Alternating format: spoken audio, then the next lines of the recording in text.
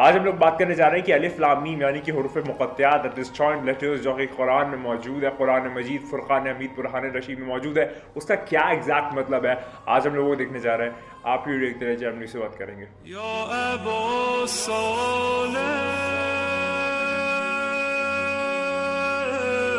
तो बात का आगाज़ करते हैं। आज हम लोग बात करने जा रहे हैं हुरूफ मुक़त्तआत के ऊपर। हुरूफ मुक़त्तआत जो लोग नहीं जानते मैं बता देता हूँ कि क्या चीज़ है। हुरूफ मुक़त्तआत जो है वो कुरान के जो डिफरेंट चैप्टर्स हैं, डिफरेंट सूराज हैं, डिफरेंट जो उसके पूरे एक बांधे हुए लेसन्स हैं, अलग अलग 1 2 3 करके 114 लेसन हैं पूरे कुरान में, चैप्टर्स हैं।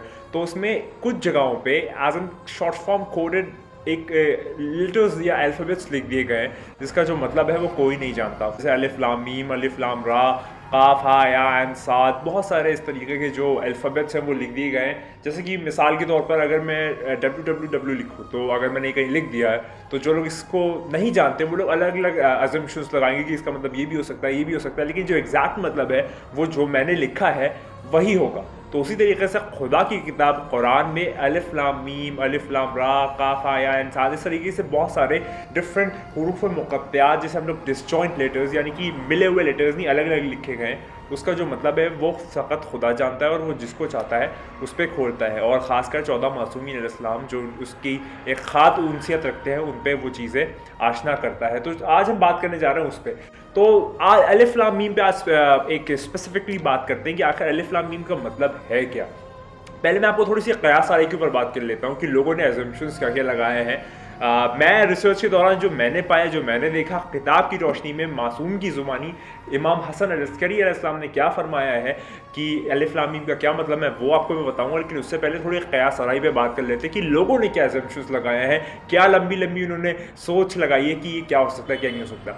बात का आगाज़ करते हैं। जो पहला एजम्पशन है कि जैसे आप सब जानते हैं जो कुरान है वो अल्लाह की तरफ से किताब है प्रॉफिट मोहम्मद मुस्तफ़ा सल्लल्लाहु अलैहि वसल्लम के लिए। ठीक है, अल्लाह की तरफ से किताब है प्रॉफिट मोहम्मद मुस्तफ़ा सल्लल्लाहु अलैहि वसल्लम के लिए। और जो बीच में लाने वाले इंटरमीडिएटर हैं बीच में जो है वो जनाब जिब्रील अलैहिस्सलाम है। अगर हम लोग अरबिक हिसाब से, अरबिक लैंग्वेज के हिसाब से अगर देखें तो जो अल्लाह है उसकी स्पेलिंग का जो फर्स्ट अल्फ़ाबेट है वो अलिफ है। जो प्रॉफिट मोहम्मद मुस्तफ़ा सल्लल्लाहु अलैहि वसल्लम उनकी जो स्पेलिंग है उसका जो फर्स्ट अल्फ़ाबेट है वो है मीम। और जो लाने वाले हैं बीच में जनाब जिब्रील अलैहिस्सलाम, उनका जो अल्फ़ाबेट लास्ट है जिब्राईल, तो लाम आता है। तो अगर इसको हम लोग एक ऑर्डर से लिखें कि अल्लाह की तरफ से जो किताब है जो कि जनाब जिब्रील अलैहिस्सलाम ला रहे हैं प्रॉफिट मोहम्मद मुस्तफ़ा सल्लल्लाहु अलैहि वसल्लम के लिए, तो अल्लाह का पहला अल्फ़ाबेट, जनाब जिब्रील अलैहिस्सलाम का लास्ट अल्फ़ाबेट और प्रॉफिट मोहम्मद मुस्तफ़ा सल्लल्लाहु अलैहि वसल्लम का जो है वो पहला अल्फ़ाबेट अगर हम लोग पूरा देखें और ले लें तो अलिफ लाम मीम बनता है और ये एकदम सही उतरता है। ये कुछ लोगों ने एजम्पशन लगाई जो मैंने आपको पहला एजम्पशन बताया। आगे बढ़ते हैं। कुछ जो लोग हैं वो लोग कहते हैं कि अलिफ लाम मीम से मुराद है आले मोहम्मद यानी कि प्रॉफिट मोहम्मद मुस्तफ़ा सल्लल्लाहु अलैहि वसल्लम की प्रोजनी। अलिफ से आल, ले मोहम्मद, आले मोहम्मद यानी कि प्रॉफिट मोहम्मद मुस्तफ़ा सल्लल्लाहु अलैहि वसल्लम की प्रोजनी यानी जनाब फ़ातिमा ज़हरा सलामुल्लाह अलैहा मौला कायनात और उनके फिर वो जो 11 बेटे हुए इमाम ज़माना अलैहिस्सलाम, इमाम मेहदी अलैहिस्सलाम तक, वो तो इसको भी ये लोग कहते हैं आले मोहम्मद को अलिफ लाम मीम का मतलब हो सकता है। तो ये भी एक एजम्पशन लगाया गया है जो कि बताया गया है। और ये भी मैंने कई जगह देखा कि लोग इसको भी कहते हैं और भी डिफरेंट उन्होंने इस पर लगाया एजम्पशंस और प्रोबेबिलिटी लगाई कि ये भी इसका मतलब हो सकता है। लेकिन जब अब मैं आपको आता हूँ कि इमाम हसन अस्करी साहब ने क्या फरमाया है। जब मैं उनकी एक किताब, ये कुरान की कमेंट्री है, कुरान की तफसीर है जो कि इमाम हसन अस्करी अलैहिस्सलाम ने फरमाया है सूरह बकरा में। जैसे आप सब जानते हैं जो सूरह बकरा है वो कुरान का सबसे बड़ा सूरा है और सूरह बकरा की जो इब्तिदाई आयत है वही है अलिफ लाम मीम। तो उसको एक्सप्लेन करते हुए इमाम ने क्या फरमाया है मैं वो आपको बताने जा रहा हूँ। किताब दिखा देता हूँ मैं आपको। ये तफसीर है इमाम हसन अस्करी अलैहिस्सलाम की सूरह बकरा की और इसके अंदर आपको ऑनलाइन भी मिल जाएगी, अगर आप चाहें तो देख सकते हैं। इसमें इमाम क्या फरमाते हैं वो मैं आज आपको बताने जा रहा हूँ। तो इससे आपको अंदाज़ा हो जाएगा कि जो मासूम का फरमान है, बेशक इसके अलावा भी मीनिंग हो सकती है जो मासूम ने शायद ना बताई हो, लेकिन ये मीनिंग तो 100% है ही है जो मैं आज आपको बताने जा रहा हूँ। अलिफ लाम मीम की वन ऑफ द मीनिंग्स ये हो सकती है, ये तो कंफर्म बात है। इसके अलावा भी कुछ हो जो कि मासूम ने समझा और नहीं बताना है उम्मत को, या नहीं बताना है जन कॉमन पीपल को, तो वो एक अलहदा बात है, एक अलग बात है। लेकिन हाँ, उस अलग अलग मीनिंग्स की लेयर्स में जो मैं बताने जा रहा हूँ ये भी एक लेयर हो सकती है, होगी बल्कि है, क्योंकि इमाम का फरमान है। तो चलिए बात का आगाज करते हैं। सूरह बकरा कि पहली आयत की तफसीर अलिफ लाम मीम में इमाम हसन अस्करी अलैहिस्सलाम फरमाते हैं कि उनके जो जद हैं इमाम जाफ़र सादिक अलैहिस्सलाम अल्लाहुम्मा सल्ली अला मुहम्मद व आले मोहम्मद, जो 6th इमाम है, 11th इमाम फरमा रहे हैं कि उनके जो जद, जो कि उनके फोरफादर 6th इमाम है, वो फरमाते हैं कि अलिफ लाम मीम में जो अलिफ है वो अल्लाह डिनोट करता है, अलिफ से अल्लाह डिनोट करता है, लाम से वो ग्रेट किंगडम है, वो ग्रेट किंगडम है जिसके पावर सारी चीज़ों के ऊपर मौजूद है। आप मासूम ने सिर्फ इतना ही फरमाया कि वो जो लाम है, वो लाम से मुराद वो बड़ा किंगडम, वो ग्रेट किंगडम है जो सारी चीज़ों पे फौकियत रखता है, सारी चीज़ों पे पावर रखता है, सारी चीज़ों पे ओवर पावर है। अब उसकी एक्सप्लेनेशन क्या है वो मासूम ने नहीं फरमाया, तो फिर उसके आगे मैं कुछ कह नहीं सकता। लेकिन अलिफ से मुराद अल्लाह है, लाम से मुराद वो बड़ा किंगडम है जो हर चीज़, जितनी भी चीज़ें बनाई गई हैं अल्लाह की तरफ से, उस पर क़ुव्वत रखता है, उस पर पावर रखता है। और मीम से जो मुराद है वो मजीद है, ठीक है, मीम से मुराद मजीद है, अलिफ से मुराद अल्लाह है, लाम से मुराद वो ग्रेट किंगडम है जो हर चीज़ पे फौक़ियत या फिर ओवर पावर करता है, और मीम से मुराद जो है वो मजीद है।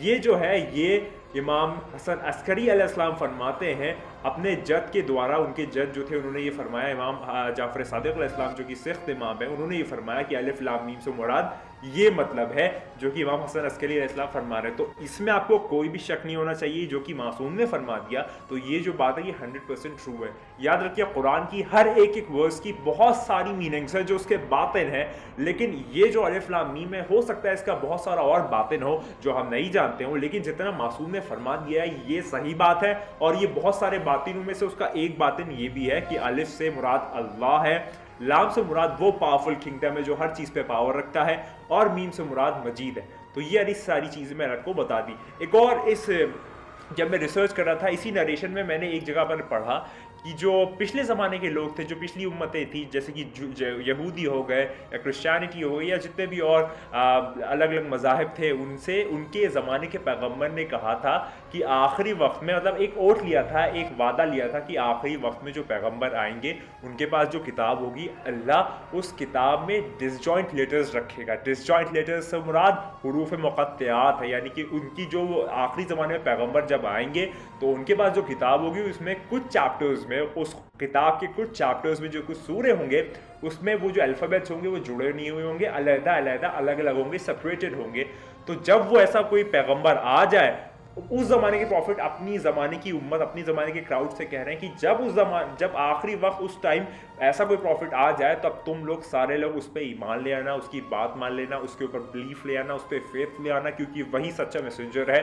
और ऐसा अलग अलग प्रॉफिट्स ने, जो कि 1,23,999 प्रॉफिट्स आए हैं, सारे लोगों ने अपनी जो उम्मत है उनसे वादा लिया था, और सारी उम्मतों ने फिर वो जो वादा है उसको बेट्रे कर दिया और नहीं माना। और इसी तरीके से फिर वो जो यहूदी का एक सेगमेंट है वो निकल आया अलग, उन्होंने कहा था कि हम नहीं मानेंगे, हमारा जो पैगंबर होना चाहिए वो बनी इसराइल से ही होना चाहिए, अगर ये आखिरी पैगंबर है। तो फिर वो एक तफसीली वाक़या है। इसी तरीके से जो क्रिश्चियनिटी है वो अलग बढ़ गई, लेकिन सारे प्रॉफिट्स ने ये कहा था कि जो आखिरी ज़माने में प्रॉफिट्स आएंगे तुम उससे वादा करो कि उनके पास जो किताब होगी वो डिसजॉइंट लेटर्स होगी उसमें, जैसे हम लोग अरबिक में हुरूफ मुक़त्तआत कहते हैं, जो कि कुरान में मौजूद है। उसका एक एग्जाम्पल अलिफ लाम मीम है, तो उन पर तुम ईमान ले आना।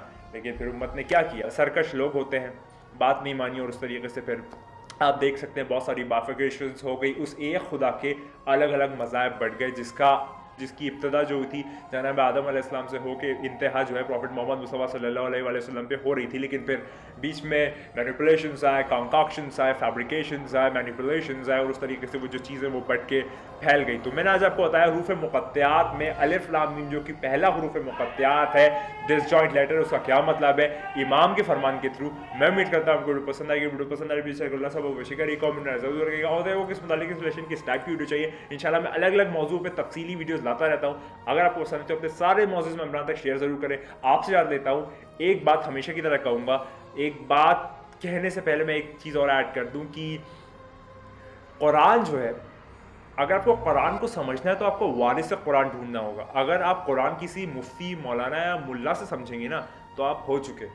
कुरान फ़कत वारिस कुरान समझा सकता है, और वारिस कुरान कौन है?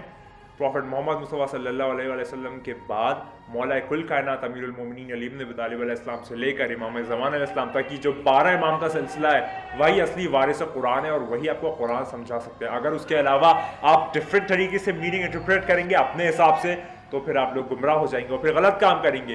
कुरान कह कुछ रहा है, आप कर कुछ रहे हैं और फिर आखिरत में आप क्या मुंह दिखाएंगे कि आपने वारिस कुरान को पहचाना ही नहीं। तो सारे दोस्तों, आपसे एक रिक्वेस्ट है, एक एडवाइस है, एक दोस्त की एक आप कह सकते हैं इंतजा है कि कुरान पढ़ें और वारिस कुरान से उसकी तफसीर जानें। उसकी एक एग्जाम्पल है इमाम हसन अस्करी अलैहिस्सलाम। आपसे याद लेता हूँ, हमेशा की तरह एक ही बात कहूँगा, खुदा को याद करो यार, खुदा को याद करो। खुदा हाफिज़।